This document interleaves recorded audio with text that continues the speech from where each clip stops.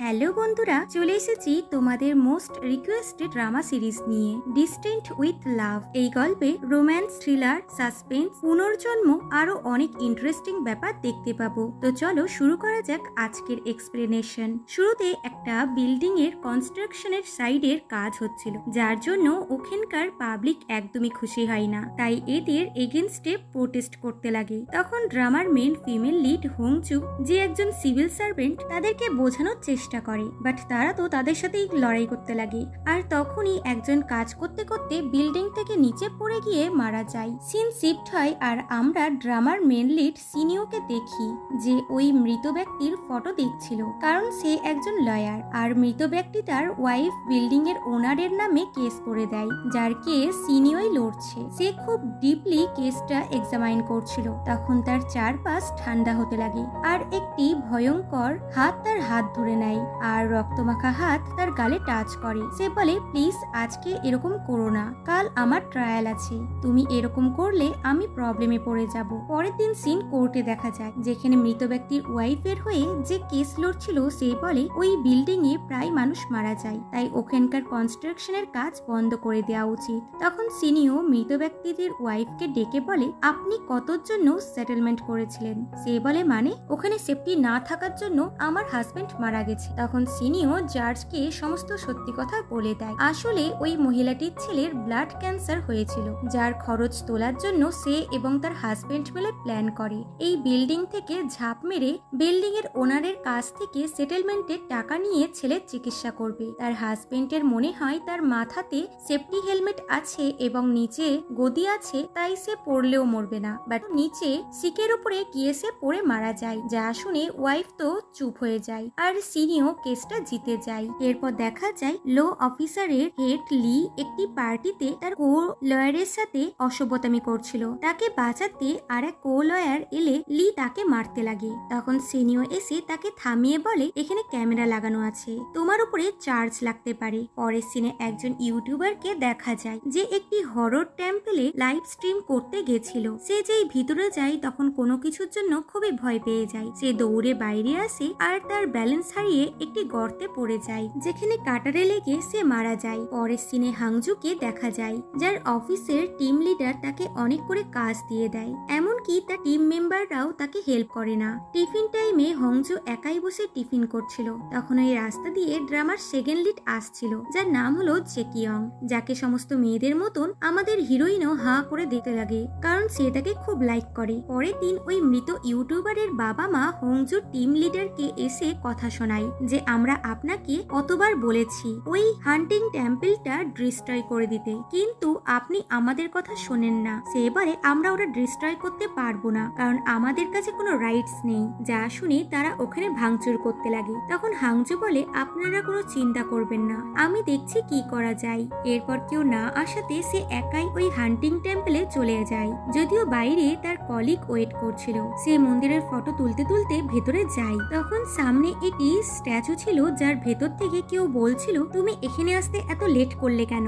যা শুনে সে তো ভয়ে নিচে পড়ে যায় আর অজ্ঞান হয়ে যায়। তখন ওখানে সিনিও আসে, যাকে দেখে হোংজু মনে করে গ্রিন রেবার তাকে নিতে এসেছে। সে তাকে বলে, আমি এখনো অব্দি একটি বয়ফ্রেন্ড বানাতে পারিনি, আর তুমি আমাকে আফটার লাইফে নিয়ে যেতে এসেছো। তুমি কত হ্যান্ডসাম, তাই আফটার লাইফে যাওয়ার আগে আমি তোমার সাথে কফি শপে যেতে চাই। বাট সিনিও তার কথাতে গুরুত্ব না দিয়ে তার ফটো তুলে ওখান থেকে চলে যায়। কিছুক্ষণ পর তার কলিগ এসে তার জ্ঞান ফিরায়। এরপর সিনিও ওই মৃত ইউটিউবারের ফিউনারেলে যায়। এখানে তার বাবা এবং দাদুও ছিল, আর ওই টেম্পলের ওনার এই ফ্যামিলি। দাদু সিনিওকে টেম্পলের দেখাশোনা করতে বলেছে, বাট সে বলে, আমার এত কাজের মধ্যে ওই টেম্পল নিয়ে ভাবার মতন সময় নেই। এদিকে হোংজু তার টিম লিডারকে বলে, ওই টেম্পলটা সত্যি খুব ভয়ঙ্কর, আমাদের ওটাকে ডিস্ট্রয় করে দেওয়া উচিত। টিম লিডার বলে, যাও গিয়ে ওই টেম্পলের ওনারের কাছ থেকে ডিস্ট্রয় করার পারমিশন নিয়ে আসো। এই টেম্পলের ওনার হলো সিনিও, যে একজন উকিল, আর ওই টেম্পলে একজন তান্ত্রিক থাকতো, যার নাম হলো ইউনবুল। এরপর হোংজু ল ফার্মে আসে আর লিফটে সিনিওকে দেখে গ্রিন রিভার ভেবে বসে আর বলে, আপনি আমাকে এখানে কেন নিতে এসেছেন? আপনার তো আমাকে ওই দিনই নিয়ে যাওয়া উচিত ছিল। আমি এখন কোথাও যাব না। সে বলে হটো এখান থেকে, আমাকে যেতে হবে। সে বলে তার মানে আপনি মানুষ? এরপর হংজু রিসেপশনিস্টের কাছ থেকে জানতে পারে সিনিও কোথায় আছে। তারপর তার কেবিনে এসে বলে আপনি আমাদের আগেও তো দেখা হয়েছে, আমি অজ্ঞান অবস্থায় পড়েছিলাম আর আপনি আমার হেল্পও করেননি। কমসে কম অ্যাম্বুলেন্সটা কল করে দিতে পারতেন, আমি মরে যেতাম তাহলে কি হতো? সে বলে তাহলে ওই হান্টিং টেম্পলে 2টো খুন হয়ে যেত। সে বলে ওই টেম্পল ডিস্ট্রয় করুন। সে বলে করবো না। সে বলে আমরা জোর করে ডিস্ট্রয় করে দেবো। সে বলে আমি তোমার উপরে কেস করে দেবো, এতে আমি জিতবো। বেচারি ওখান থেকে চুপচাপ চলে যায়। পরের দিন সে আবারও তার অফিসে আসে আর এবার সে ওই টেম্পলে থাকা তান্ত্রিকের ব্যাপারে জিজ্ঞাসা করে যে উনি এখন কোথায় আছেন, তার অ্যাড্রেস আমাকে দিন। যদি উনিও টেম্পল ডিস্ট্রয় করতে মানা করে দেন তাহলে আমি আর আপনাকে ডিস্টার্ব করব না। এতে সে রাজি হয়ে যায়। এরপর হংজু ওই তান্ত্রিকের সাথে দেখা করতে আসে, যার নাম হলো ইউনবুল। সে হংজুকে দেখে স্মাইল করে। তারপর হংজু সিনিওকে কল করে বলে আমি পারমিশন পেয়ে গেছি। এটা শোনা মাত্রই সে ছুটতে ছুটতে ইনবুলের কাছে চলে আসে আর বলে আপনি ওকে ওই টেম্পলটা ডিস্ট্রয় করতে পারমিশন কেন দিয়েছেন, যেখানে আপনি ওটা আমাকে কখনো টাচ করতেও দেননি? সে বলে হংজুই হলো ওই টেম্পলের মালিক। অতীতে তুমি ওকে মেরে দিয়েছিলে, তার অভিশাপেই তার রক্তমাখা হাত তোমাকে এখনো টাচ করে। তোমাকে পাপের প্রায়শ্চিত্ত করতেই হবে আর তোমার খুব কষ্টকর জীবন কাটাতে হবে, তবে ওই অভিশাপ মুক্ত হতে পারে, কারণ ওই উডেন বক্সের ওনার চলে এসেছে। এরপর টেম্পল ডিস্ট্রয় করার আগে ওখানে পুজো হয়। হংজু তার ফটো তুলে নাচতে নাচতে অফিসে আসে, এটা ভেবে যে আজকে সে সবার সাথে ডিনার করবে, কিন্তু এখানে কেউই ছিল না। ফেরার সময় সে তার টিম মেম্বারদের একসাথে ডিনার করে ফিরতে দেখে। এতে সে খুবই স্যাড হয়ে যায় যে কেউ তাকে তাদের সাথে ডিনারে নিয়ে যেতে চায় না। সে কাঁদতে কাঁদতে বসে যায়। তখন তার পিছনে সিনিও ছিল, যে বলে আমি থাকবো না, চলে যাবো। সে বলে টেম্পল তো ডিস্ট্রয় হয়ে গেছে, তাহলে আপনি এখানে কেন এসেছেন? এরপর সে তাকে উডেন বাক্সটি দেখায়, যেটা সে টেম্পলের ওখানে থাকা মাটির তল থেকে বার করে এনেছে। ইনবুল বলেছিল হংজুই ওই উডেন বক্সের মালিক। সিনিও বক্সটি তাকে ধরিয়ে দেয় আর বলে এটা খোলার পর আমাকে কল করবে। বাড়িতে এসে হংজু অনেক চেষ্টা করে বাক্সটা খোলার জন্য, কিন্তু খুলতে পারে না। কিছুক্ষণ পর সিনিও তাকে কল করে বলে বাক্সটা কি খুলে গেছে? সে বলে না, খুলেনি, বলে কল কাট করে দেয়। পরের সিনে দেখা যায় জে কিয়ং এবং মেয়র কথা বলছিল ওই লয়ারের লিডার লি এর ব্যাপারে, যে ওর উপরে অনেকবার ট্যাক্স না দেওয়ার কেস আছে, কিন্তু ও যেহেতু লয়ার তাই তার সাথে পেরে উঠতে পারছে না। জে কিয়ং বলে আমাদের একজন ভালো লয়ারকে হায়ার করা উচিত। এরপর সে এসে সিনিওকে তাদের মেয়রের লয়ার হওয়ার জন্য জব অফার করে। এখানে বোঝা যাচ্ছিল দুজন দুজনকে আগে থেকেই চিনত। তো লি এর এগেনস্টে কেস লড়ার কথা শুনে সিনিও রাজি হয়ে যায়। পরের দিন লি কেসটা বন্ধ করার জন্য সব লয়ারদেরকে দামি দামি ঘড়ি গিফট করে, এতে করে সবাই তার দিকে হয়ে যায়, শুধুমাত্র সিনিও বাদ দিয়ে। লি বলে তুমি আমার কথা শোনো না কেন? সে পেপার দেখিয়ে বলে কারণ আমি এক্ষুনি রিজাইন করলাম, বলে ওখান থেকে চলে যায়। সিন হংজুতে শিফট হয়। যে তার ঘরের লাইট ঠিক করছিল তখন তার ব্যালেন্স হারিয়ে সে ওখান থেকে পড়ে যায়। তার খুবই চোট লাগে এবং দেখা যায় উডেন বাক্সটি খুলে গেছে। হংজু বাক্সটা খুলে যেখানে একটি বই ছিল যার নাম হলো স্পেল অফ দ্য হেভেন। বইয়ের রাইটার হলো এনজো। এই বইয়ে অনেক মন্ত্রতন্ত্র লেখা ছিল, যেমন পরীক্ষায় পাস হওয়ার মন্ত্র, কাউকে বশীকরণ করার মন্ত্র, তো কাউকে ভালোবাসাতে ফেলার এবং রোগ মুক্ত করার মন্ত্র ইত্যাদি। তখন লাভ স্পেল দেখে জে কিয়ং এর কথা তার মনে পড়ে যায়। পরের দিন অফিসে আসতেই তার সাথে সিনিয়র ধাক্কা লাগে, যে তার কথা ইগনোর করে দিয়ে বলে বাক্সটা কি খুলে যায়? সে বলে না, বাক্সটা নিজে নিজেই খুলে গেছে। সে বলে তাহলে আমাকে তুমি কল করনি কেন?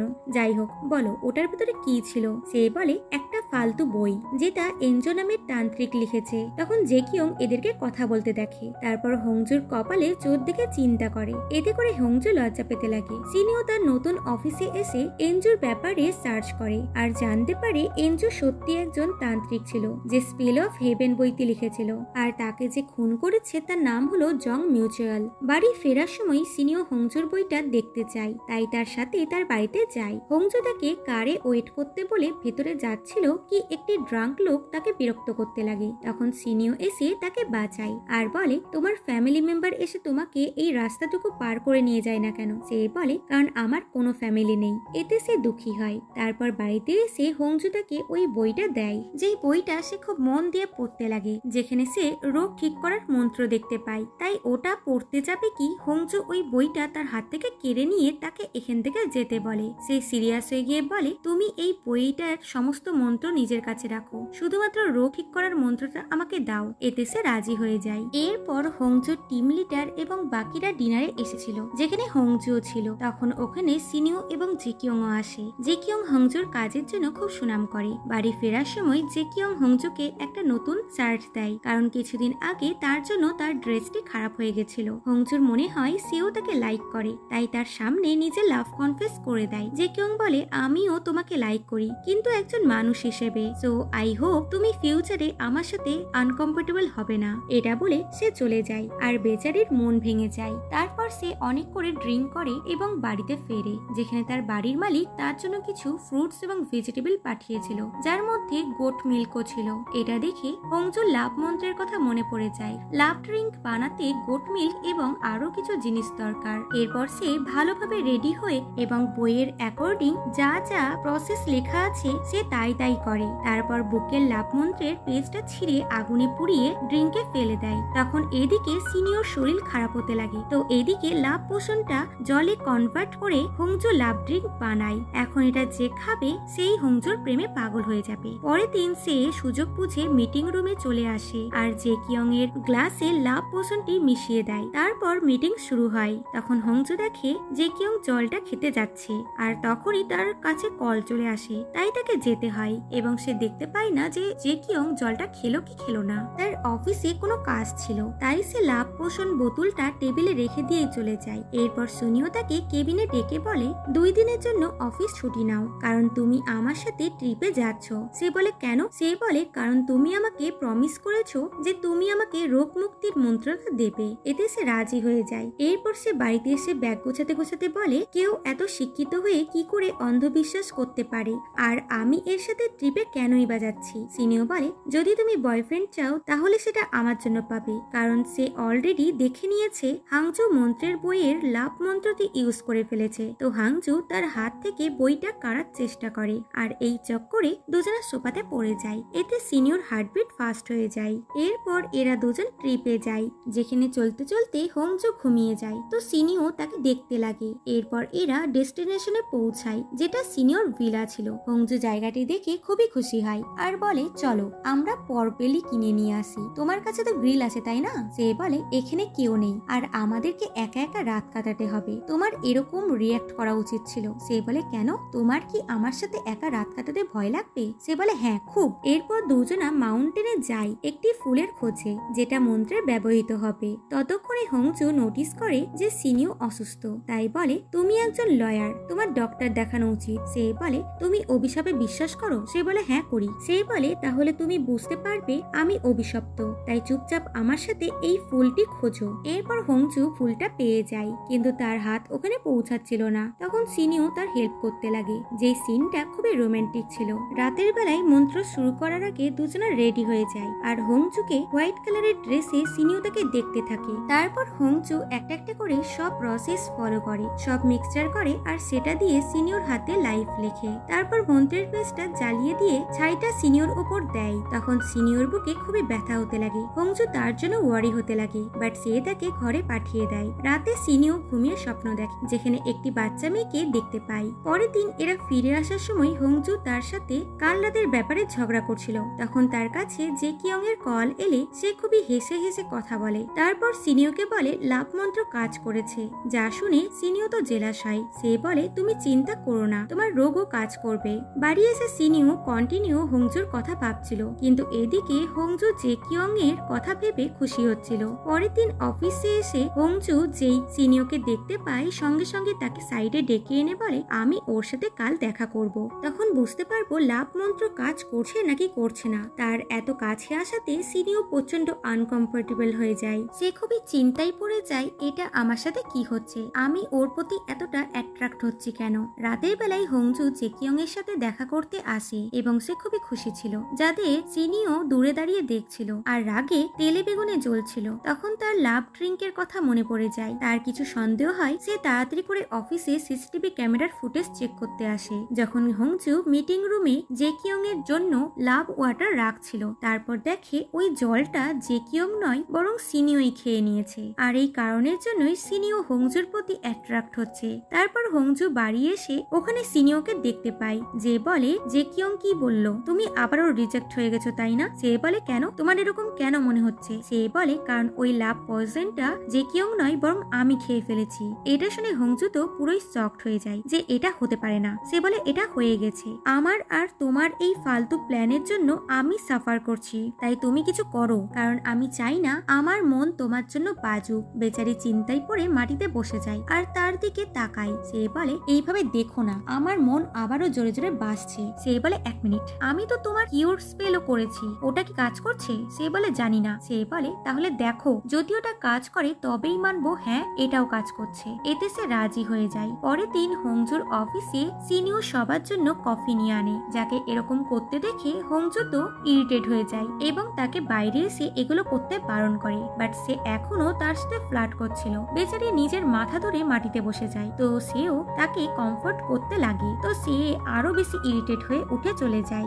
এরপর হংজু গভর্নমেন্টের কাজে ফরেস্টে আসে, যেখানে এক আঙ্কেলের তৃষ্ণা পেয়েছিল। তাই হংজু তাকে জলের বোতল দিচ্ছিল আর একজন ওয়ার্কার হংজুকে তার ওই পিঙ্ক বোতলটি দেয়, যেটাতে সে লাভ পয়জন রেখেছিল। এই লোকটির নাম হলো জুং, যেটাকে কেমন ভাবে দেখছিল। আসলে গভর্নমেন্টের কাজের জন্য লোকটি হংজুর অফিসে এসেছিল। তখনই সে তার বোতলের লাভ পয়জনটি খেয়ে নিয়েছে। এরপর হংজু জং এর সাথে লাঞ্চ করে, যেখানে জং বলে তুমি দেখতে একদম আমার ওয়াইফের মতন, কিন্তু ও আমাকে ছেড়ে চলে গেছে। এটা শুনে হংজু স্যাড হয়ে যায় আর বলে দেয় যে যখনই আপনার ওয়াইফের কথা মনে পড়বে আপনি আমার সাথে কথা বলতে পারেন। এরপর হংজু পাড়ার আন্টির কাছ থেকে জানতে পারে অ্যাপার্টমেন্টের ফার্স্ট ফ্লোরে নতুন ভাড়াটিয়া এসেছে, যে খুবই হ্যান্ডসাম এবং ইয়ং জেন্টেলম্যান। এরপর বাড়িতে আসতে ওখানে সিনিও ছিল, যে তার বাড়ির সামনে পুরোটা লাইট লাগিয়ে দিয়েছে। তখন সিনিও হংজুর ফোনে তার ছোটবেলাকার ফটো দেখতে পায়। হংজুর চেহারা একদম ওই বাচ্চা মেয়েটির মতন ছিল যাকে সিনিও প্রায় স্বপ্নতে দেখে। তবে সিনিওর মনে হয় এগুলো তার ওই লাভ পোষণের জন্য মনে হচ্ছে। এরপরও সিনিও হংজুর ওয়ার্ক প্লেসে এসে কিউট কিউট ভাবে এক করে এবং তার সাথে ফ্লার্ট করতে লাগে। এতে করে হংজু খুবই ইরিটেট হয় আর তাকে মারতে লাগে। তারপর ওখান থেকে পালিয়ে যায়। রাতে বাড়িতে এসে হংজু দেখে তার বাড়ির ফার্স্ট ফ্লোরে ভাড়াটিয়া হলো জেকিয়ং। তাকে দেখে হংজু তো খুবই খুশি হয়ে যায় আর তাকে হাই করে নিজের ঘরে চলে যায়। এরপর সিনিও ঘুমিয়ে আবার স্বপ্ন দেখে, যেখানে ওই বাচ্চা মেয়েটির সাথে সে একটি বাচ্চা ছেলেকেও দেখতে পায়, যেটা হয়তো সিনিয়র চাইল্ডহুড ছিল। এরপর সে হংজুর সাথে ড্রিঙ্ক করতে আসে। তারপর হংজু ড্রাঙ্ক হয়ে যায়। সিনিও বলে তুমি জানো এই মন্ত্র কখনো ভাঙবে না, এটাই আমাদের ডেস্টিনি। আমি এইভাবেই সারা জীবন তোমাকে ফলো করে যাব। এটা শুনে বেচারি ইরিটেট হয়ে মাটিতে বসে যায়। সিনিও তাকে হাত দেয় উঠানোর জন্য, বাট উঠায় না। এতে সে আরো ইরিটেট হয়ে যায়। পরের দিন সিনিও জীবনে প্রথমবার অনেক করে ড্রিঙ্ক করে। তারপর ড্রাঙ্ক হয়ে হংজুর বাড়িতে আসে, যাকে দেখে হংজু একটু খুশি হয়ে যায়। তারপর বলে ড্রিঙ্ক করেছো কেন? সে বলে কারণ তুমি আমার ফোন ধরছিলে না তাই। তখন জেকিয়ং বেরিয়ে এসে বলে তুমি এখানে কি করছো? সে বলে তুমি বা এখানে কি করছো? সে বলে আমি ফার্স্ট ফ্লোরে ভাড়া এসেছি, কিন্তু তুমি ড্রাঙ্ক হয়ে একটি মেয়ের বাড়িতে এসেছো কেন? তোমার এটা করা উচিত না, চলো আমি তোমাকে বাড়িতে ছেড়ে আসছি। বাট সে না করে দেয় আর বলে আমি হংজুর সাথে থাকতে চাই। এতে জেকিয়ং প্রচন্ড রেগে যায়। হংজু বলে শান্ত হও, আমি ওকে বাড়িতে ছেড়ে আসছি। গাড়িতে যেতে যেতে সিনিয়র ভমিটিং ফিল হচ্ছিল, তাই তারা বাইরে চলে আসে, যেখানে সিনিয়র বলে তুমি জেকিয়ংকে এত ভালোবাসো কেন?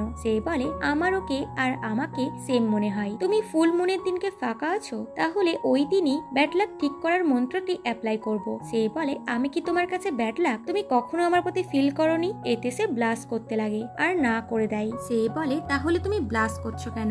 আমার তোমাকে কিস করতে ইচ্ছা করছে। বলে তাকে কিস করতে আসে তো হংজুও তাকে থামায় না। সিন এখানে কাট হয়ে যায়। আর পরের দিন সকালে ছড়িয়ে ছিটিয়ে থাকা ড্রেস পোশাকের সাথে সিনিউকে বেডে ঘুমাতে দেখা যায়। যে ঘুম থেকে উঠে নিজের অবস্থা দেখে মনে করে কাল রাত তার এবং হংজুর মধ্যে কিছু হয়েছে। তারপর সে হংজুর সাথে দেখা করে আর বলে কাল আমাদের দুজনের মধ্যে যা হয়েছে তার জন্য আমি তোমার রেসপন্সিবিলিটি নিতে রাজি আছি। সে বলে ও আচ্ছা, তো কালকে কি হয়েছিল? সে বলে সত্যি বলতে কি আমার কিচ্ছু মনে নেই, আমরা মনে হয় কিস করেছিলাম। সে বলে কাল রাত কিছুই হয়নি, তুমি ড্রাঙ্ক হয়ে ঘুমিয়ে গেছিলে। বাড়িতে এসে সে দেখে কেউ তাকে বুকে পাঠিয়েছে। সেটা কে পাঠিয়েছে সে জানে না। তখন সে নোট নোটিস করে তার ফেভারিট পাজামাটি ওখানে নেই। সে ওটা খুঁজতে লাগে বাট কোথাও পায় না। তারপর ফুল মুন দেখে সে সিনিয়র কথা মনে করে যে ওই দিনকে ড্রিঙ্ক করে সিনিয়র হংজুকে কিস করতে যাচ্ছিল আর হংজু তাকে আটকায়নি, কিন্তু তখনই সিনিয়র ঘুমিয়ে যায়। তারপর বলে আমার বডি আমার কথা শুনছে না।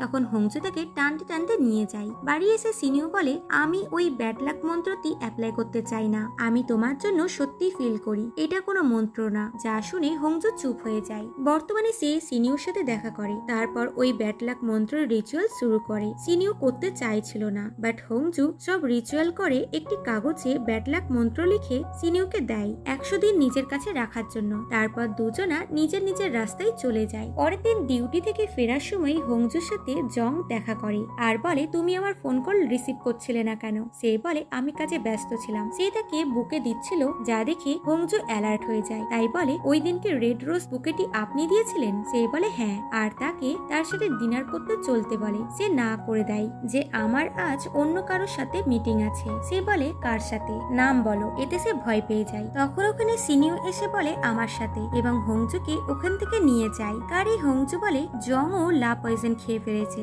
সে বলে তুমি আর কজনকে প্রবলেমে ফেলবে? সে বলে এটা আমি ইচ্ছা করে করিনি, তাছাড়া তুমি তো ঠিক হচ্ছ ওই মন্ত্রের দ্বারা। সে বলে বাইরে যাও। তারপর বলে যেও না, চলো আমি তোমাকে বাড়িতে ছেড়ে আসছি। সে বলে থাক, আমি নিজেই চলে যেতে পারবো বলে গাড়ি থেকে নেমে বাস ধরে চলে যায়। তখন সিনিউ ওই কাগজটা চেক করে দেখে প্রচন্ড রেগে যায়। তারপর হংজু বাড়িতে এসে দেখে সিনিউ আগে থেকেই ওখানে দাঁড়িয়ে আছে আর তাকে ওই কাগজটা দেখায় যেটাতে ব্যাড লাক বানানটি ভুল ছিল। এটা দেখে তার মাথাতে হাত পড়ে যায় যে একটা মন্ত্রের পেজ ফালতু ফালতুই নষ্ট হয়ে গেল। দুজনা ঝগড়া করছিল, তখন ওখানে জেকিয়ং আসে যে আবার সিনিয়রকে এখানে দেখে রেগে যায়। হংজুকে নিয়ে দুজনা মিলে ঝামেলা করতে লাগে। তখন হংজু বলে তোমরা দুজন থামো। তারপর সিনু এবং হংজু জেকিয়ংকে সব ঘটনা বলে, যা শুনে জেকিয়ং বলে তোমরা দুজন কি বাচ্চা ছেলে যে এই সমস্ত কিছুতে বিশ্বাস করো? সিনিউ বলে আমি বারবার হংজুর বাড়িতে আসছি আর এখন আমার ওর কাছে বসতে খুব ভালো লাগছে। আর যে এই বইটি লিখেছে এনজো, সেও রিয়েল পার্সন ছিল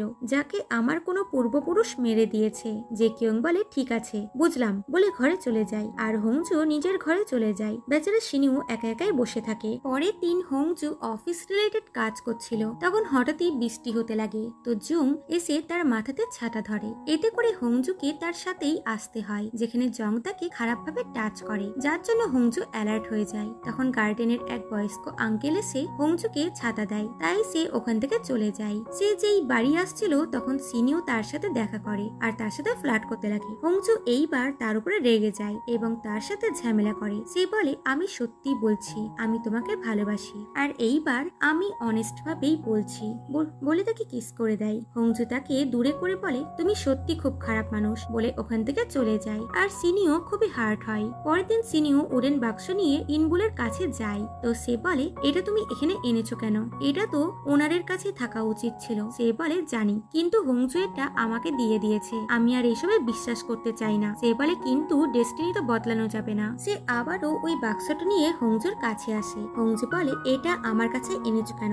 এটা তুমি ফেলে দিতে পারতে। সে বলে হ্যাঁ, যেমন তুমি অনেক ফেলেছিলে তাই না? এতে সে চুপ হয়ে যায়। তারপর বলে বরং আমরা এটাকে যেখান থেকে নিয়ে এসেছি সেখানেই রেখে আসি। এরপর দুজনা ওই হরর টেম্পলের ওখানে আসে। হংজু বলে আই হোপ এটা আমাদের লাস্ট মিটিং হবে আর অফিসে ছাড়া যেন আমাদের কখনো দেখা না হয়। বলতে বলতেই সামনে যেতে গিয়ে সে উল্টে পড়ে যায়। সিনিউ এসে তাকে উঠায়। তারা তখন নোটিস করে ওই বাক্সে আরেকটি বই আছে যার মধ্যে ব্ল্যাক ম্যাজিক এবং অভিশাপের মন্ত্র লেখা আছে, যেটা সিনিউ তাকে পড়তে দেয় না। তখন সিনিউ তাকে হঠাৎ করে হাঁক করে বলে পেছনে ঘুরে তাকাবে না, বাট সে দেখেই নাই যেখানে একটি কালা জাদু করা পুতুল ছিল যেটাকে হংজুর পাজামা পরানো ছিল আর তার উপরে সিনিয়র নাম লেখা ছিল। ওই পাজামাটা হংজুর বাড়ি থেকে হারিয়ে গেছিল। তারপর এরা পুলিশ ডাকে। পুলিশ বলে আপনি তো জানেন এই ব্ল্যাক ম্যাজিকের জন্য কোনো রকম আইন নেই। ফিরে আসার সময় সিনিও হংজুকে বলে এটা করে কেউ তোমাকে স্টক করছে। তারপর সে হংজুকে অনেক কটা পেপার স্প্রে কিনে দেয়। তারপর বাড়িতে এসে তাকে বাড়ির দরজার পাসওয়ার্ড চেঞ্জ করে দিতে বলে। ফিরে যাওয়ার সময় তার সাথে জেকিয়ং এর দেখা হয়। জেকিয়ং তাকে দেখেই রেগে যায় যে তুমি আবারও হংজুর বাড়িতে এসেছিলে, তুমি কি এখনো ওর উপর থেকে গিভ আপ করতে পারছো না? দুজনের মধ্যে কিছুক্ষণ ঝামেলা হয়। তারপর সিনিও বলে আমি এখানে সিসিটিভি ক্যামেরা লাগাতে চাই, কারণ কেউ হংজুকে স্টক করছে। ওর ঘর থেকে ওর ড্রেস চুরি হয়েছে। সে বলে তোমাকে কিছু করতে হবে না, যদি দরকার হয় তাহলে আমি লাগিয়ে করিয়ে দেব। এইদিকে হংজু ওই কালা জাদুর বইটি পড়ে, যেখানে একটি লাভ ডিস্ট্রাক্ট মন্ত্র ছিল, যার প্রসেসগুলো একদমই ওই পুতুলটার মতন ছিল, যে একটা পুতুল বানিয়ে যাকে ভালোবাসে তার ড্রেস পরিয়ে যার ওপরে কালা জাদু করতে চাও তার নাম লিখে আর তার ওপরে চাকু ঢুকিয়ে দাও। এটা দেখে হংজু ভয় পেয়ে যায়। এইভাবে এক সপ্তাহ পার হয়। হংজুর সাথে সিনিয়র দেখা হয় না। হংজু সিনিয়রকে খুব মিস করছে। সেই দিন সিটি হলের অনুষ্ঠান হয়, সবাই খুবই এনজয় করছিল আর হংজু একাই হাঁটছিল। তখন ওখানে সে সিনিয়রকে দেখতে পায় এবং খুবই খুশি হয়ে যায় আর বলে, তুমি ট্রিপে যাওনি? সে বলে, তুমি চাইছিলে না যে আমি ট্রিপে যাই তাই না? সে বলে, হ্যাঁ। তার মানে মন্ত্র কাজ করছে। সে দেখে হাক করে বলে, আমার এসেই যাই না মন্ত্র কাজ করে কি করে না, কারণ আমি তোমাকে ভালোবাসি। এখান থেকে সিন অতীত জীবনে যায়, যেখানে আগের জন্মে এই জায়গাটি এরা এইভাবে হাক করেছিল আর বলে, চলো আমরা দূরে, অনেক দূরে কোথাও পালিয়ে যাই। এবার আমাদের আগের জন্মের স্টোরি দেখানো হয়, যেখানে কিছু গ্রামবাসী একটি বাচ্চা মেয়ের বডি ফেলে দিয়ে চলে যায়। তখন একজন মহিলা এসে দেখে একটি বাচ্চা মেয়ে যে বেঁচে আছে। তার চেহারা হংজুর ছোটবেলাকার চেহারার মতন। তারপর সিনিয়র বাচ্চাবেলার ছেলেটিকে দেখা যায়, যার নাম হলো মিউচেন। সে তার বাবাকে বলে, প্লিজ বাবা, আমাকে আমার মায়ের সাথে দেখা করতে দাও, আমি শুনেছি উনি খুবই অসুস্থ। বাবা বলে, মা তোমার সাথে দেখা করতে চাই না। তখন একজন এসে বলে মিউচেনের মা মারা গেছে। যা শুনে মিউচেন কাঁদতে কাঁদতে একটি জায়গায় আসে। তখন ওখানে হাংজু আসে, যার এই লাইফের নাম হলো এনজো। সে বলে, কাঁদছো কেন? তুমি লেখাপড়া করো না তাই না? তাই তোমার মায়ের লেখা নোটটি তুমি পড়োনি। উনি লেটারটা তোমার বইতে রেখেছেন, গিয়ে ওটাকে আগে পড়ো। মিউচেন বাড়িতে এসে ওই বই থেকে লেটারটা বার করে, যেখানে লেখা ছিল, আমি সন্ধ্যেবেলাতেও তোমাকে নিয়ে স্বপ্ন দেখি। আমি যে স্বপ্নতে তোমাকে দেখছি এটা জেনেই আমি খুবই খুশি। আমার প্রিয় ছেলে, আমার তোমার কথা খুব মনে পড়ে, কিন্তু আমি ভয় পাই যেন আমার রোগ তোমার না হয়ে যায়। তাই আমি তোমার সাথে দেখা করতে পারবো না। প্লিজ বোঝার চেষ্টা করো যে আমি এগুলো কেন করছি। যা পরে মেনচেন খুবই কান্না করে। সে গাছতলাতে শুয়েছিল। তখন এনজো এসে বলে, আরে তুমি ওই ছেলেটা না, পড়েছো লেটারটা? সে বলে, তুমি একজন গভর্নরের ছেলের সাথে কিভাবে কথা বলছো? এটা বলে সে ওখান থেকে চলে যাচ্ছিল। সে বলে, নিজের বইটা তো নিয়ে যাও। আমি জানি তুমি এখানে আমার জন্য ওয়েট করছিলে, যাতে তুমি আমাকে থ্যাংক ইউ বলতে পারো। সে বলে, হ্যাঁ, আমি তোমার প্রতি থ্যাঙ্কফুল। এনজো চলে আসে বেরিস নিতে, বাট তার হাত পৌঁছাচ্ছিল না। তাই মানচেন এসে তার জন্য ডালটা নামিয়ে দেয়। এটা সেই সিন ছিল। সিনিউ মাঝে মাঝেই যেটা স্বপ্নতে দেখতো। এইভাবে ধীরে ধীরে দুজনের মধ্যে বন্ধুত্ব হয়ে যায়। তারপর একদিন মিউচেন নেক্সট জেনারেল হওয়ার জন্য মিলিটারিতে জয়েন করে। তারপর কয়েক বছর পার হয়ে যায়। সে এখন বড় হয়ে গেছে এবং এনজোর সাথে দেখা করতে আসে। এখানে এনজো তাকে দেখে খুবই খুশি হয়। মানচেন তার কপালে কিস করে, তো সে ব্লাশ করতে লাগে। এতে সে তাকে আবারও কিস করে। এটা খুবই রোমান্টিক সিন ছিল। বর্তমানে সিনিও হাংজুকে আই লাভ ইউ বলে, যা শুনে এবার হাংজু খুশি হয়। এরপর সিনিও ইনবুলকে এসে বলে, আমার সব মনে পড়ে গেছে, সেই গন্ধ, সেই ফিলিংস সব সেম সেম, কিন্তু ওর কেন এগুলো মনে নেই? সে বলে, সেটা ওকে গিয়ে জিজ্ঞাসা করো। সে বলে, আমি জিজ্ঞাসা করব না। সে বলে, টাইম এবং ডেস্টিনি সবাইকে সবকিছু মনে করিয়ে দেয়। এদিকে হংজু বাড়িতে আসে, তো তার মনে হয় বাড়িতে কেউ এসেছে। সে চুপি চুপি এসে দরজা খুলতেই পেপার স্প্রে করে দেয়, কিন্তু সামনে ছিল জেকিয়ং। সে এখানে খাবার শেয়ার করতে এসেছে, যেটা ল্যান্ডলর্ড পাঠিয়েছিল। হংজু নিজের কাজের জন্য তার কাছে ক্ষমা চায়। জেকিয়ং বলে, মনে হচ্ছে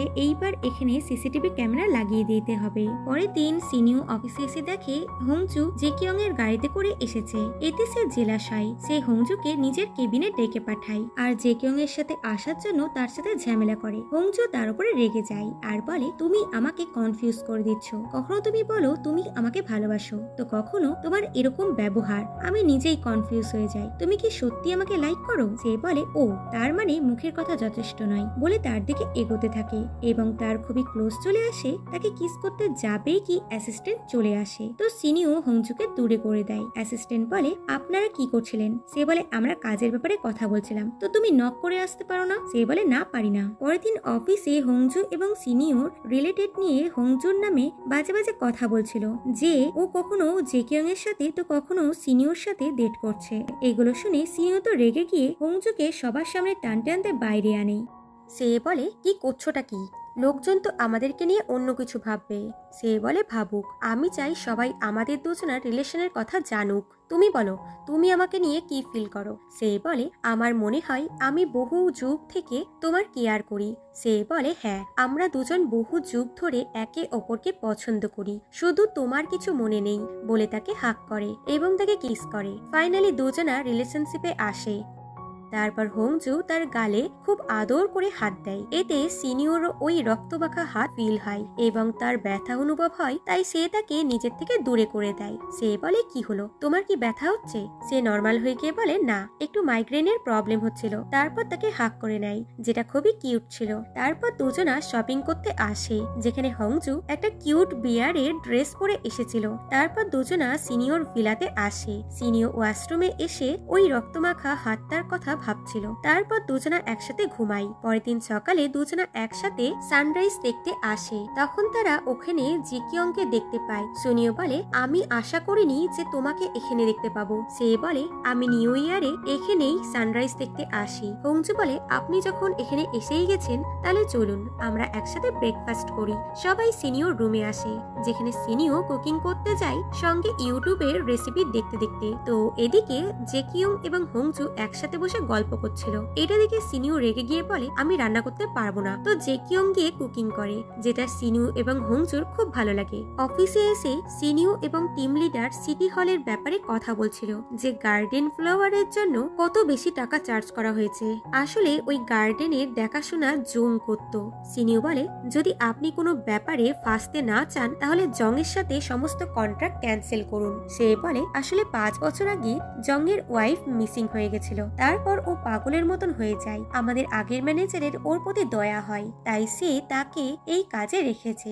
এরপর সিনিও হংজুকে বাড়িতে ছাড়তে আসে এবং বাড়িতে সিসিটিভি ক্যামেরা লাগিয়ে দেয় এবং তার সাথে রাতে থাকার জন্য অনেক বাহানা করে, বাট সে না করে দেয় এবং সিনিয়র গালে কিস করতে যাচ্ছিল কি সে ফেস আগে করে দেয়। এতে তাদের কিউট একটা কিস হয়। পরের দিন হংজুর কাছে একটা বিশাল বড় গর্তর জন্য কমপ্লেন আসে। তো এদিকে রিনোভেশনের জন্য একটি মরা গাছ উপরে ফেলা হয়। তখন একজন ওখানে হিউম্যান বোনস দেখতে পায়, আর এতে সে ভয় পেয়ে যায়। জায়গাটাকে খোঁড়া হলে দেখা যায় যে ওখানে কারো কঙ্কাল ছিল। ওখানে পুলিশ আসে, বডি দেখে বোঝা যাচ্ছিল তাকে কালা জাদু করে পোতা হয়েছে। তো ওদিকে হংজু একাই মাউন্টেনে আসে গর্তটা খুঁজতে, আর সে ওটা পেয়েও যায়। এদিকে কঙ্কাল দেখে সিনিয়র ডাউট হয়, সে বুঝে যায় যে এটা জঙ্গের ওয়াইফের বডি। সে সঙ্গে সঙ্গে হংজুকে কল করে, কারণ তার মনে হয় সে বিপদের মধ্যে আছে। তখন পিছন থেকে জং আসে এবং হংজুকে ধাক্কা দিয়ে গর্তে ফেলে দেয়, যার ফলে সে অজ্ঞান হয়ে যায়। আর সিনিও তাকে কল করতে থাকে,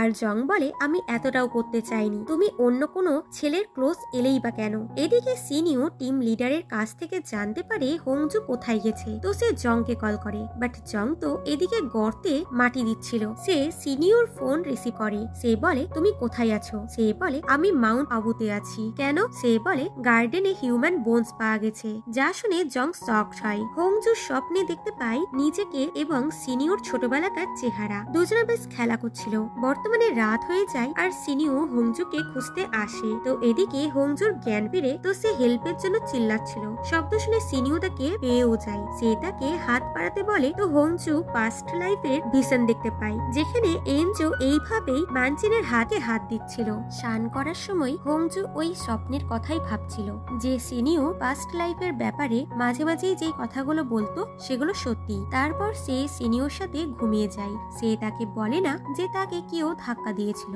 বরং বলে তার মাথা ঘুরে গেছিল, তাই সে গর্তে পড়ে গেছে। পরের দিন সবাই মিলে অফিসে ডিনারে আসে, যেখানে হংসু অনেক করে ড্রিঙ্ক করে নেয়। তারপর সিনিয়র বাড়িতে চলে আসে আর বলে, আমি এখানে তোমার সাথে 18 মতন সেটে থাকতে এসেছি। বলতে বলতে সে তাকে বাদরের মতন ধরে নেয়, যে সিনটা খুবই কিউট ছিল। সিনিও তাকে হ্যাংওভারের ড্রিঙ্ক খাওয়ায়, তারপর তার পাশেই ঘুমিয়ে পড়ে। মাঝরাতে হংজুর ঘুম ভাঙে, তো সে সিনিয়র গালে টাচ করে। সে পাস্ট লাইফের ভিশন দেখতে পায়, যেখানে সিনিও তাকে মেরে দিয়েছিল। সে তার রক্তমাখা হাত তার গালে টাচ করে। বর্তমানে সিনিয়র খুব ব্যথা হয়। পরের দিন তার ঘুম ভাঙলে ওখানে হংজু ছিল না। হংজু তাকে কল করে ডাকে, তারপর বলে, আমি তোমাকে কিছু বলতে চাই বলে তার গালে টাচ করতে চাই, বাট সে দূরে সরে যায়। হংজু বলে, আমি জানি ওই রক্তমাখা হাতটা আমার। ইউনবুল আন্টি আমাকে সব বলে দিয়েছে। এরপর সিন পাস্ট লাইফে যায়, যখন এনজোকে একটি ওল্ড লেডি বাঁচিয়েছিল। তখন এনজো বলে, আমার প্রাণ বাঁচানোর জন্য ধন্যবাদ। এই লেডিটি একজন তান্ত্রিক ছিল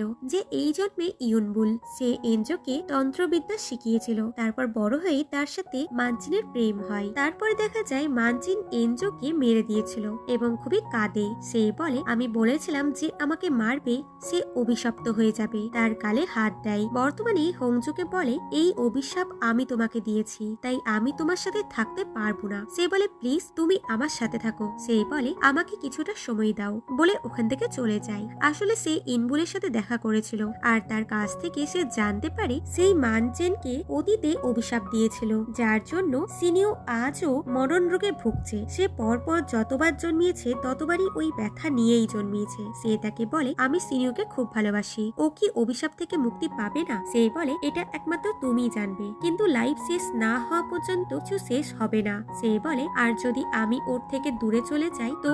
আর এখানেই সিন কাট হয়ে যায়। আর হোংজু বসে বসে কাঁদছিল। যে কেউ এসে বলে, কি হয়েছে? সে বলে, আমি সিনিওকে খুব ভালোবাসি। সে বলে, তাহলে তুমি ওকে নিজের থেকে দূরে করছো কেন? সে বলে, কারণ আমার মনে হচ্ছে ও আমার জন্য অসুস্থ হয়েছে। সে বলে, যদিও আমি বলতে চাই না, তবুও যদি আমি সিনিয়র হতাম আর তুমি যা বলছো তা সত্যি হতো, তবুও আমি চাইতাম তুমি আমার পাশে থাকো। পরের দিন সিনিও তাকে কল করে, বাট সে তার ফোন রিসিভ করে না, বরং তাকে ভোলার জন্য ঘরের সমস্ত জানলা খুলে দেয় এবং ঘরের কাজ করতে লাগে। এদিকে জেকিয়ং কোথাও যাচ্ছিল, তখন সে সিসিটিভি ক্যামেরা চেক করে দেখে বাড়ির সামনে জুম ঘুরে ঘুরে বেড়াচ্ছে। সে সঙ্গে সঙ্গেই হোংজুকে কল করে বলে, জং বাড়ির আশেপাশে আছে, তুমি ঘর থেকে কোথাও বেরোবে না আর ঘরের দরজা জানলা সব লাগিয়ে দাও। যা শুনেই সে জানলা লাগাতে যায়, তো শেষ জানলাতে এসেই জং তার গলা ধরে নেয় আর বলে, আমি শুধু কথা বলতে চাই। সে বলে, কাল সিটি হলে গিয়ে কথা বলবো। সে বলে, আমি যদি হ্যান্ডসাম আর সুন্দর হতাম তাহলে তুমি সিনিয়রকে ছেড়ে আমাকে ডেট করতে। সে বলে, ওকে এর মধ্যে আনবে না। সে বলে, অসভ্য মেয়ে একটা, বলে বিশাল জোরে তার গলা চেপে ধরে। আর তখনই পুলিশ আসার শব্দ শুনে সে ওখান থেকে পালিয়ে যায়। কিছুক্ষণ পর সিনিও ওখানে এসে দেখে পুলিশ অলরেডি হোংজুর স্টেটমেন্ট নিয়ে নিয়েছে। সিনিও তার গলাতে চোটের দাগ দেখে খুবই রেগে যায় আর তাকে ব্যাগ গুছাতে বলে। গাড়িতে বসে হোংজু জেকিয়ংকে কল করে বলে দেয়, চিন্তার কোনো কারণ নেই, আমি একদম ঠিক আছি, এখন সিনিয়র বাড়িতে যাচ্ছি। সিনিয়র বাড়িতে এসে সিনিও বাড়ির সামনে পার্কিং প্লটে অচেনা গাড়ি দেখতে পায়, কিন্তু সে এই ব্যাপারে হোংজুকে কিছু বলে না। তারপর দুজনা ঘরে চলে আসে। সিনিও তাকে হাক করে বলে, আমি তোমাকে খুব মিস করেছি, তুমি একটু ওয়েট করো, আমি আসছি, বলে সে নিচে এসে কারের ওনারকে কল করে। সে অবশ্যই জংই ছিল। সিনিও বলে, কোথায় আছো তুমি? সে বলে, আমি তো এলিভেটরে আছি। সিনিও সঙ্গে সঙ্গে ওখান থেকে যায় আর হোংজুকে কল করে। তো এদিকে হোংজু সিনিওকে কল করছিল, যার ফলে দুজনাই দুজনকে কলে পাচ্ছিল না। তখন ঘরের ডোরবেল বাজে, তো সাইডে জং ছিল। আর তখনই সিঁড়ির দরজা খুলে সিনিও এসে তাকে ধরে নিয়ে ভিতরে চলে যায়। হোংজু দরজা খুললে ওখানে কেউই ছিল না। সে সিনিওকে কল করে, বাট সিনিওর ফোনের শব্দ সিঁড়ি দিয়ে আসছিল। সে দরজা খুলে দেখে জং সিনিওকে চাকু ভুকিয়ে দিয়েছিল, যার ফলে তার কন্ডিশন খুবই খারাপ হয়ে যায়। হোংজু তার কাছে গিয়ে কাঁদতে লাগে। সে তাকে টাচ করে বলে, এনজু আমাকে ক্ষমা করে দিও, বলে অজ্ঞান হয়ে যায়। তারপর তাকে হসপিটালে আনা হয়। তার কন্ডিশন খুব খারাপ ছিল, এমনকি তার হার্টবিটও থেমে যায়। টেকনিক্যালি দেখতে গেলে সিনিও এখানে মারা যায় আর সিন পাস্ট লাইফে যায়। যখন সিনিওকে তার বাবা বলে, এক্সাম কাছে আসছে, তোমার জেনারেল হওয়ার আগেই তোমাকে বিয়ে করতে হবে অমুক জায়গার জেনারেলের মেয়ের সাথে। সে বলে, আমি ওকে বিয়ে করব না, কারণ আমি এনজোকে ভালোবাসি। সে বলে, তুমি কি করে ভাবলে আমি তোমার লো ক্লাস মেয়েটির সাথে বিয়ে দেব? ভাবো, যদি ওর কাপড় খুলে একটা ছেলের গ্যাং ওর সামনে পাঠিয়ে দেওয়া হয় তাহলে কি হবে? এটা না চাইলে তোমাকে আমার কথা শুনতেই হবে। সিনিও তার বাবার উপরে চিল্লায়। তারপর হোংজুকে এসে হাক করে বলে, চলো আমরা কোথাও পালিয়ে যাই। বাট সে যায় না এবং বলে, আমি আপনার ফিউচার দেখেছি, আপনার সাথে আমার কোনো ফিউচার নেই। বাট মানচেন বলে, তুমি কি চাও আমি তোমাকে ভালোবেসে অন্য কাউকে বিয়ে করি? সে বলে, হ্যাঁ। এইভাবে কয়েক মাস কেটে যায়। মানচিন কিং এর জন্য কাজ করে আর হোংজু মন্ত্রতন্ত্র শিখছিল ওই মন্দিরে বসে। তখন কেউ তার কাছে আসে আর তাকে প্যালেসে নিয়ে যেতে চায় কুইনের আদেশে। তারপর সে প্যালেসে এলে কুইন তাদিকে টাকা ফেলে বলে, আমি ছেলের জন্ম দিতে চাই, তাই কিছু একটা করো। এতে সে রাজি হয়ে যায়। ওখান থেকে যেতে গিয়ে তাকে মানচেন দেখতে পায়। সে এসেই তাকে হা করে। এরপর দুজনা কয়েকদিন এইভাবেই মেলামেশা করে আর খুবই খুশিও ছিল। তারপর কুইনের বেবি হতে চলেছিল আর সাইডে এনজো মন্ত্রতন্ত্র করছিল। ফাইনালি মন্ত্র পড়ে কুইনের বেবি হয়ে যায়। কুইনের বেবি বয় হয়। তারপর কুইন এনজোকে বলে, বলে ক্রাউন প্রিন্সের ওপরে জাদু করতে, যাতে ওর জায়গায় আমার ছেলে ক্রাউন প্রিন্স হতে পারে। সে বলে ওটা কালা জাদু করা হবে, আর যে এটা করবে তার বদলে তাকে ও নিজের রক্ত দিতে হয়। সে বলে তাহলে চুজ করো, তুমি নিজের রক্ত দেবে নাকি তোমার ওই মানচিনের রক্ত দিবে। এটা শুনে এনজো কালা জাদু করে, এতে করে ক্রাউন প্রিন্স মারা যায়। কিং এটা জানতে পেরে তান্ত্রিককে ধরে আনতে বলে। এনজোকে ধরে এনে তাকে খুব মারে, যেটা মানচেন দেখছিল, কিন্তু সে কিছু করতে পারে না। এনজো বলে আমি কিছু করিনি। কিং বলে তাহলে কে করলো? সে বলে যে তার সাথে এমন করলো সে তুমি নিজেই, কারণ তুমি গুরুত্ব দাওনি কে তোমার পেছনে এইসব করছে। সে বলে মুখ বন্ধ করো। এটা বলেই সে তাকে মারতে যাচ্ছিল কি এনজো অভিশাপ দিয়ে দেয় যে আমাকে মারবে সে খুব খারাপ ভাবে মরবে, সে যতবার জন্মাবে ততবার রোগ নিয়ে জন্মাবে, আর খুব অল্প বয়সে কষ্ট পেয়ে মরবে। এটা শুনে কিং তাকে মারতে পারে না এবং অর্ডার দেয় তাকে কুয়াতে বন্দি করে দিতে। তারপর সে কুয়োতে বন্দি ছিল, তার খুব ঠান্ডা লাগছিল। তখন মানচেন এসে সব গার্ডদেরকে মেরে কুয়ো থেকে তাকে বার করে। এনজো বলে আমি ক্রাউন প্রিন্সকে মারিনি, কুইন আমাকে বলেছিল কালা জাদু করতে, কিন্তু আমি করিনি। আসলে কুইনের কথাই আরেক তান্ত্রিক কালা জাদু করেছিল, যে হলো জং, তাই এই জন্মেও সে কালা জাদু করতে পারে। এরপর এনজো ঘুমিয়ে গেলে মানচেন তার ওই উডেন বাক্সটি নিয়ে রাজধানীতে যাচ্ছিল, তখন গার্ডরা তাকে আটকিয়ে দেয়। আসলে সে চেয়েছিল উডেন বাক্সের বদলে এনজোর জান ভিক্ষা চাইবে, কিন্তু এখানে তার সাথে তাদের মারপিট হয়ে যায়, আর তাকে কেউ খুব জোরে আঘাত করে, যেটা ভিতর থেকে এনজো বুঝতে পেরে যায়। তাই সে তাকে খুঁজতে খুঁজতে ওইখানে চলে আসে, আর তার সামনে গার্ডরা ছিল, কিন্তু অভিশাপের কারণে কেউই তাকে মারতে পারছিল না। জং বলে আমি একে দেখছি। তখন ওখানে মানচেন আসে আর বলে ওকে তোমরা আমার হাতে ছেড়ে দাও, আমি ওকে মারবো বলে তার কাছে আসতে লাগে। এনজো বলে তুমি ওই মন্ত্রের বইটা নেওয়ার জন্য কি এটা করলে? তো সে ডাইরেক্ট এসে তাকে মেরে দেয়। সে বলে আমি বলেছিলাম যে আমাকে মারবে সে অভিশপ্ত হয়ে যাবে, তাহলে কেন? সে বলে আমি খুশি মনে এই অভিশাপ একসেপ্ট করে নেব, কিন্তু এই লোকগুলো তোমাকে খুব খারাপ ভাবে মারতো, যেটা আমি দেখতে পারতাম না। যদি আমরা নেক্সট লাইফ পাই তাহলে ওখানে আমরা খুব খুশি খুশি থাকবো। এনজো তখন খুশি হয়ে যায় আর তার গালে হাত দেয় এবং মারা যায়। সিন পেশেন্টে আসে আর ডক্টর সিনিওকে আবার শক দেয়, এতে তার হার্টবিট আবার ফিরে আসে। বাইরে হোংজু বসেছিল, জি কিয়ং এসে বলে এখন ও আউট অফ ডেঞ্জার আছে, মানে সে এখন সুস্থ আছে। সে বলে সব আমার জন্য হয়েছে। সে বলে এতে তোমার কোনো দোষ নেই। সে বলে এগুলো ওই অভিশাপের জন্য হচ্ছে, আমার ওর কাছে থাকা উচিত না, আমার এখান থেকে চলে যাওয়া উচিত। সে বলে তোমার কাছে কি কোথাও যাওয়ার জায়গা আছে? যদি না থাকে তাহলে আমি তোমাকে একটা জায়গা দিব। এরপর সে তাকে অন্য একটি জায়গাতে ঘর দেয়, এর জন্য হোংজু তাকে থ্যাঙ্কস করে। এদিকে সিনিয়র জ্ঞান ফিরলে সে হোংজুর কথা বলে, কিন্তু তার বাবা মা জানে না যে সে কোথায়। এরপর সিনিয়র সুস্থ হয়ে অফিসে যেতে চায়, তো তার বাবা তার জন্য বডিগার্ড হায়ার করে। এদিকে হোংজুর কাছে জংগের ভয়েস মেসেজ আসে যে সিনিয়র ডিসচার্জ হয়ে গেছে, ও বাইরে আসে, কিন্তু তুমি কেন লুকিয়ে আছো? আমার সাথে শেষবার দেখা করো, যদি না আসো তাহলে তুমি সিনিয়রকে কখনো দেখতে পাবে না। এটা শুনেই হোংজু চলে আসে, যেখানে তার ফিল হয় কেউ তাকে ফলো করছে। সে পিছন ঘুরতেই ওখানে দুটি লোক ছিল। তখন সিনিয়র এসে বলে তুমি একা একা এখানে কি করছো? ওরা আমার বডিগার্ড, ভয় পেও না। সে বলে জং আমাকে কল করেছিল, আমার মনে হলো আমি না এলে ও আবার তোমাকে হার্ট করবে। সে তাকে হাক করে বলে তোমার যখন আমাকে নিয়ে এতই চিন্তা তাহলে তুমি আমাকে ছেড়ে যাও কেন? তুমি বলেছিলে না মরা পর্যন্ত এই অভিশাপ থাকবে, কিন্তু আমি মরে গেছিলাম, তখন আমি পাস্টের সমস্ত কিছু দেখেছি। হোংজু এবার তার গালে হাত দেয়, তো সিনিও কোনো রক্তমাখা হাত ফিল করে না, এতে হোংজু খুশি হয়।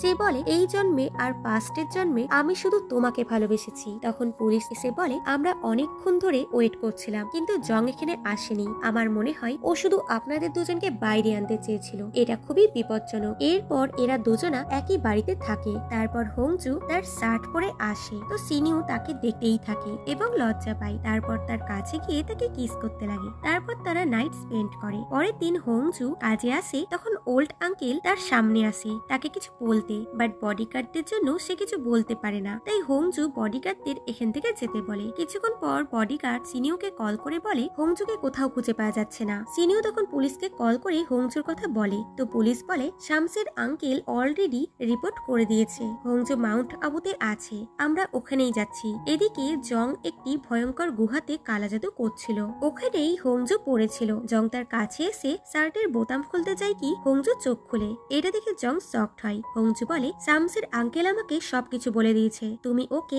আমার কাছে পাঠিয়েছিলে আমাকে ড্রাগ দিয়ে অজ্ঞান করার জন্য, যেটা আমি খাইনি। সে বলে তাহলে তোমার পুলিশকে ইনফর্ম করা উচিত ছিল। তুমি এখানে এলে কেন? সে বলে কারণ আমি তোমাকে ধরতে চেয়েছি আর পুলিশ এখানেই আসছে। সে বলে আমরা এবার একসাথে থাকবো নেক্সট লাইফে। চুপচাপ এই ড্রেসটা পরো নাকি আমি তোমাকে হেল্প করব। সে তার চোখে পেপার স্প্রে করে পালিয়ে যায়। তো এদিকে পুলিশ এবং সিনিও ওইখানে চলে আসে। তারা ওই গুহাতে আসে কিন্তু কেউই ওখানে ছিল না। সিনিও বুঝে যায় আসলে জং কি করতে চাইছে। এদিকে হংজু পিছন থেকে জংকে আঘাত করে বাট সে তাকে ধরে নেয়। তারপর তাকে বেঁধে দেয় আর বলে সন্ধে হওয়া অব্দি ওয়েট করো। সন্ধে হতেই জং নিজের আঙুলের সাথে তার হাত বেঁধে আর বলে আমরা সোল টু সোল ম্যারেজ করব যাতে আমরা নেক্সট লাইফেও একসাথে থাকি। এটা বলেই সে তাকে বিষ খাইয়ে দেয়। তারপর মন্ত্রতন্ত্র প্রসেসিং স্টার্ট করছিল কি ওখানে পুলিশ চলে আসে যারা জংকে অ্যারেস্ট করে। সিনিও হংজুর কাছে আসে বাট তার অবস্থা খুবই খারাপ ছিল। সে তাকে হসপিটালে নিয়ে যায়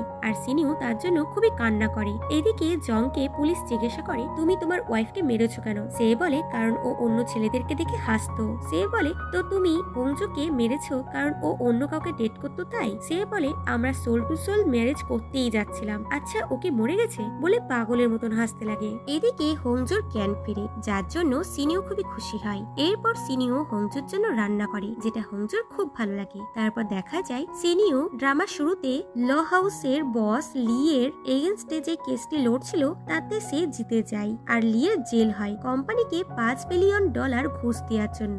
এরপর ইয়নবুল সিনিয়র বাবা মার সাথে এদের বাড়িতে আসে। দুজনা মিলে তাদের জন্য খাবার বানিয়েছিল যেটা একদম বেকার ছিল। ইয়নবুল বলে তোমরা দুজন ঠিক একই রকম, আমি তোমাদের বিয়ের ডেট দেখেছি। দুজনেই বলে ওঠে আমি এখন বিয়ে করতে চাই না। সে বলে তোমাদের মধ্যে একটা মেয়ে আসে চলেছে। তারা শকড হয়ে গিয়ে বলে এটা হতে পারে না, আমরা বিশ্বাস করি না। সে বলে এরকম কি করে হলো? তো সিনিয়র মা বলে আসলে আমি প্রেগনেন্ট। বাবা বলে ওই মেয়ে আমাদের হতে চলেছে।